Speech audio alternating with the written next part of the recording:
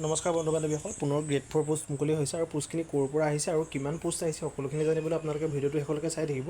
পোষ্টখিনি আহিছে যোৰহাট জাডিচিৰ ফালৰ পৰা 4টা পিয়নৰ পোষ্ট মুকলি হৈছে আৰু এই পোষ্টকেইটাত অনলাইনৰ লাষ্ট ডেট হৈছে 17/7/2025 জুলাই 17 তাৰিখলৈকে আপোনালোকে ইয়াৰে এপ্লাই কৰিব পাৰিব আৰু আপোনালোকে অফলাইন প্ৰক্ৰিয়াৰে ইয়াৰে এপ্লাই কৰিব লাগিব।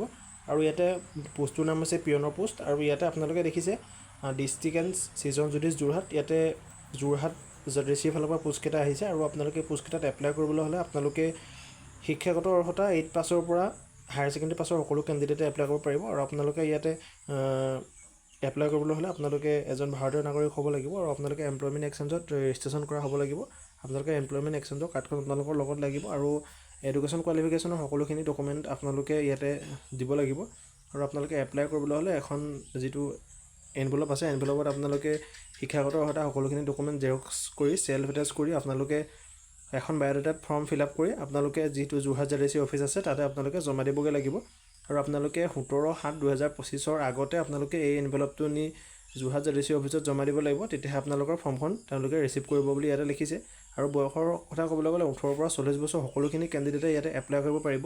আৰু OBC MOBC সকলে 43 বছৰ, 18 পৰা 40 বছৰ সকলোখিনি পাৰিব। আৰু OBC MOBC সকলে 3 বছৰ ইয়াতে এজ ৰিলেক্সেশ্যন পাব। ST SC সকলে 5 বছৰ পাব আৰু STH আৰু STP সকলে 5 বছৰ ইয়াতে পাব আৰু PWD সকলে 50 বছৰলৈকে ইয়াতে এপ্লাই কৰিব পাৰিব।